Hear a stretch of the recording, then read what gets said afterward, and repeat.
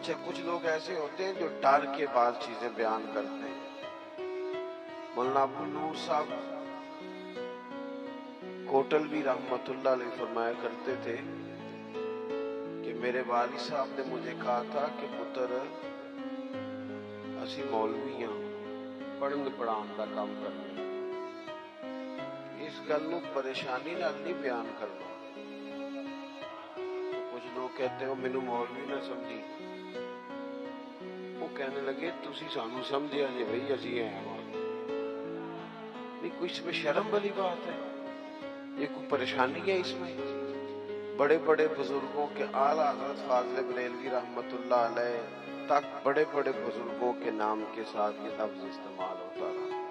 تو بعض لوگ ایسے ہیں جو بعض چیزوں کو کمزوری بنا لیتے ہیں, حالانکہ وہ چیز باعث اعزاز ہوتی ہے. تو نبی پاک علیہ السلام نے بھی کچھ چیزوں کو ہمیں خود بتایا کہ یہ میں اعزاز کے طور پر بیان کر رہا ہوں. ان میں سے ایک چیز یہ ہے کہ رسول کریم نے فرمایا لوگوں اللہ نے مجھے معلم بنا کے بھیجا ہے, میں ایک استاد بن کے آیا ہوں. اللہ کریم نے قرآن مجید میں فرمایا وَيُعَلِّمُكُمُ الْكِتَابَ وَالْحِکْمَةَ, یہ محبوب تمہیں کتاب سکھائیں گے اور حکمت سکھائیں گے. وَيُعَلِّمُكُمْ مَا لَمْ تَكُونُوا تَعْلَمُونَ, اور جو تم نہیں جانتے تھے وہ میرے رسول تمہیں سکھا دیں. تو حضور ایک معلم بن کر, ایک استاد بن کر آئے. ہمارے ہاں نا لوگوں نے تصوف اور طریقت میں ایک اصطلاح نکالی ہے نظر کرم کر دیں. اچھا اس کا ترجمہ بعض لوگ یہ سمجھتے ہیں کہ کوئی کام نہ کرنا پڑے, بس جناب ایک نظر ہو جائے اور ہر شے جناب علم بھی فوراً آ جائے, عمل بھی فوراً آ جائے, اخلاص بھی فوراً آ جائے اور پیسے بھی فوراً ہی آ جائے.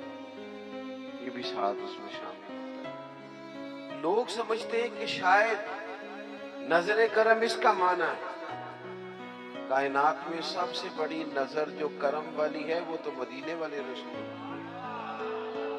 لیکن حضور نہ علم دیتے, تعلیم دیتے, تعلیم و تعلم کو پسند کرتے. سیکھنے سکھانے کا ماحول امت کو پیدا کرنا چاہیے, مزاج ہونا چاہیے کہ ہم کچھ سیکھیں گے سکھائیں گے. حضور معلم بن کے تشریف لائے. محبوب نے بیان کیا ہے کہ میں ایک استاد بن کے, اور حضور تعلیم دیتے تھے, سکھاتے تھے, تدریجاً لوگوں کو اسباق دیتے تھے, ایک ایک بات حضور کھول کر بیان کرتے تھے, تشفی کرتے تھے. انسانی ضرورت کے مطابق انسان کی تعمیر کے لیے حضور ارشادات بیان کرتے. ہم تعلیم نہیں دیتے. ہمارے ہاں یہاں تو ایک تو یہ ہے کہ سیکھنے کا مزاج ہی نہیں, طبیعت نہیں. ہم محافل کرتے ہیں, مجالس کرتے ہیں, تو اس میں بھی یہ ہوتا ہے کہ سارے کام الا ماشاءاللہ تھوڑی جگہوں کو چھوڑ کے زیادہ تر رٹے رٹائے ہوتے ہیں. یعنی نقیب محفل کی ذمہ داری ہے کہ جو بھی نعت خانات پڑھ کے رہے اس نے کہنا ہے بڑے اچھے انداز میں پڑھ رہے ہیں. اس بیچارے کی ذمہ داری یہی کہنا ہے اسے ہر جگہ. اور اگر رات کو 1 بجے بھی تقریر کا ٹائم دینے لگا ہے تو پھر بھی اس نے یہی کہنا ہے اب میں بلا تاخیر اجازت دیتا ہوں. چلو گھنٹہ اور تاخیر کر لو. اگر 2 بجے بھی بلا تاخیر ہی ہے تو پھر تاخیر کس کو کہتے ہیں؟ رٹی رٹائی چیزیں جب ماحول کا حصہ بن جاتی ہیں نا, یعنی ہمارے ہاں جلسوں کا محافل کا ماحول یہ ہے کہ فقط وہ بات کرو جس سے داد ملے. بلکہ بعض جگہ تو داد کا مسئلہ ہوتا ہے, بعض جگہ داد اور امداد دونوں کا مسئلہ ہوتا ہے کہ داد ملے اور کچھ امداد. بات وہ کرو جس پر نہ لوگ. تو پھر جب اس طرح کا مزاج بن جائے نا, فقط واہ واہ کا, فقط بلے بلے کا, فقط نعرے کے مزاج کا. مجھے اللہ کے فضل سے ڈھیر سارے شعر آتے ہیں, شعر میرا ذوق ہے, لیکن شعر ہے ذوق, اصل قرآن و سنت ہی ہے. اب ہمارے ہاں یہ ہوتا ہے کہ آپ کر لیں یاد اور لگوا لیں نعرہ، سارا دن نعرے لگواتے رہے. حضور نے تعلیم و تعلم کی بات کی، سیکھنے سکھانے کی. محبوب کریم صلی اللہ تعالی علیہ وسلم لوگوں کے سامنے علم کی روشنی پھیلاتے، حضور سکھاتے اور اس طرح سکھاتے کہ بات بیٹھ جاتی، ذہن سازی کرتے لوگوں. اور ایک اور بات، بعض لوگوں کی انا جگا دیتے ہیں. انا وہ اس طرح کی بات کرتے ہیں کہ سامنے والا جلال میں آتا ہے، رد عمل ظاہر کرے. محبوب انا نہیں جگاتے، حضور ضمیر جگاتے. سامنے والا احساس پیدا ہو جاتا تھا کہ یار یہ جو بات کہی جا رہی ہے یہ درست ہے. حضور دیکھیں نا، ایک شخص آیا ہے،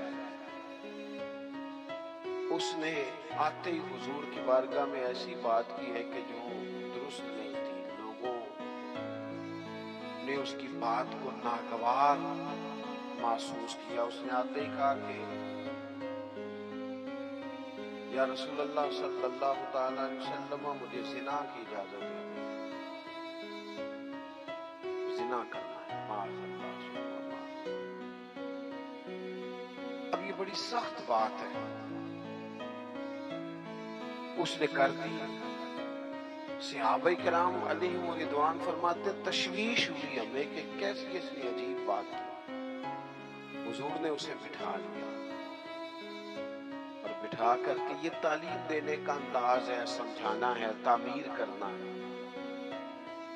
کسی شخص کی شخصیت کے اندر اگر کوئی ایسا ماحول بن رہا ہے کہ جس سے وہ کسی گمراہی کی طرف جا رہا ہے تو اس کی اس گمراہی کو دور کرنا ہے. ہمارے ہاں لوگ ڈانٹ کے چپ بھی کرا دیتے ہیں. کہیں میں کہتا ہوں چپ کرا دینا اور ہوتا ہے اور مطمئن کر دینا، ان دونوں میں فرق ہوتا ہے. اگر آپ چپ کرا دیں گے تو بغاوت بھی پیدا ہوتی ہے، اور اگر آپ مطمئن کر دیں گے تو سامنے والے کی تسلی اور کئی لوگوں کی تسلی کا بھی باعث بنے گا. یا رسول اللہ صلی اللہ تعالی علیہ وسلم زنا کی اجازت ہے. معاذ اللہ ثم معاذ اللہ. حضور نے بٹھا لیا. اور یہ دیکھیں کتنی حضور تعلیم کس طرح دیتے ہیں، کس طرح شعور کے قریب بات کرتے ہیں. حضور فرمانے لگے تو پسند کرتا ہے تیری ماں سے کوئی زنا کرے، اور انداز حکمت والا. اس کی آنکھیں کھل گئی. یہ کیسے ہو سکتا ہے؟ ضرورت ہے کسی کی؟ کہا تیری بیٹی سے، تیری بہن سے، تیری خالہ سے، تیری پھوپھی سے. اس کی آنکھیں لال ہو، میں نام بھی نہیں لینے دیتا. اب محبوب کریم نے ایک بات سمجھائی جو ماحول میں شستگی پیدا کرتی ہے. آپ کبھی غور کریں، ملت کے سارے جوان غور کریں. حضور نے فرمایا جب میں نے تجھ سے کچھ سوالات کیے تو تیری آنکھوں میں غصہ اتر آیا ہے. جس سے تو زنا کی اجازت مانگ رہا ہے وہ بھی تو کسی کی بہن ہوگی نا، وہ بھی تو کسی کی بیٹی ہوگی نا، جس کے بارے میں تو بات کر رہا ہے.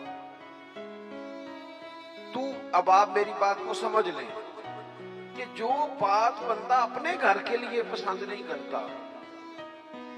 میرے پاس ایک نوجوان آیا، کہنے لگا میرے ابا جی کو سمجھائیں، میں نے مرضی کی شادی کرنی ہے اور ہر صورت کرنی ہے. اور ظاہر ہے جو مرضی کی شادی کر رہا ہے معاذ اللہ وہ پہلے غیر محرم سے بات بھی کرتا ہوگا. میں نے مرضی کی شادی کرنی ہے. میں نے اسے کہا بالکل ٹھیک ہے. وہ دلیلیں دینے لگ گیا. ہمارے یہاں لوگوں کو اپنی مرضی کی دلیلیں بھی آتی ہیں. اسلام میں جائز ہے، اخلاق میں جائز ہے، قانون میں جائز ہے، فلانی جگہ جائز ہے، ساری باتیں یاد آ جاتی. میں نے اسے کہا کہ تم میرے پاس آ. میں نے اسے اکیلے میں کہا پتر ایک بات صرف کرنی ہے، تم نے ناراض نہیں ہونا. صرف ایک، اتنی باتیں تم نے کی میں نے ساری قبول کر لی.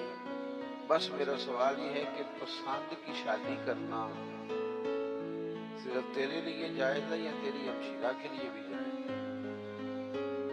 یہ سبق دے دے مجھے، اس کا جواب دے کہ تیری بہن کے لیے بھی تو جائز ہے نا کہ اگر وہ چاہے تو پسند کی شادی. چپ کر گیا. کہنے لگا وہ تو ایسی نہیں.